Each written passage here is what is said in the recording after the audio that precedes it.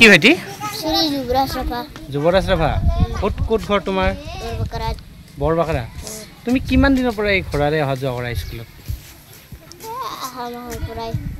যোৱা মাহৰ পৰা কোন ক্লাছত পঢ়া তুমি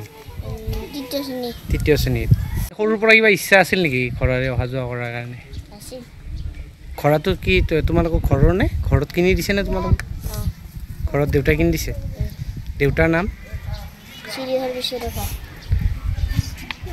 সন্তান জনজাতীয় মাধ্যমিক বিদ্যালয়ৰ সহকাৰী শিক্ষক প্ৰথমতে আপোনালোকক আন্তৰিকতাৰে ধন্যবাদ জ্ঞাপন কৰিছোঁ আপোনালোকে সুদূৰ ছয়গাঁৱৰ পৰা আহি আমাৰ যি ভিতৰুৱা অঞ্চলত আহি কেনে আমাৰ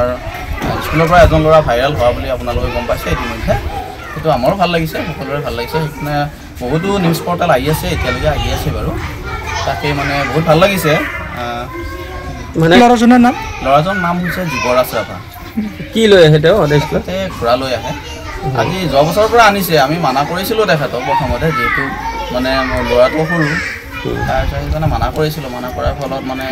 কেইদিনমান অনা নাছিল তাৰপিছত ডাঙৰ হোৱাৰ পিছত ভালকৈ চলালে যেতিয়া ফিল্ডতো চলালোঁ আমি চলোৱা দেখা পালোঁ তাৰপিছত মানে হেৰি কৰিছে আৰু তেতিয়াৰ পিছত আনিছে আৰু এতিয়া সদায় এতিয়া আনে মানে যিহেতু পাহাৰুৱা এলেকাৰ কাৰণে মানে গাড়ী মটৰ তাতে নচলে চাইকেলো অনা অসুবিধা হয় সেইকাৰণে ঘোঁৰাত মানে আহে আৰু একো অসুবিধা নকৰে ন অসুবিধা নকৰে তেনেকৈ অসুবিধা নকৰে কোন ক্লাছত পঢ়ে ল'ৰাজন তৃতীয় শ্ৰেণীত পঢ়ে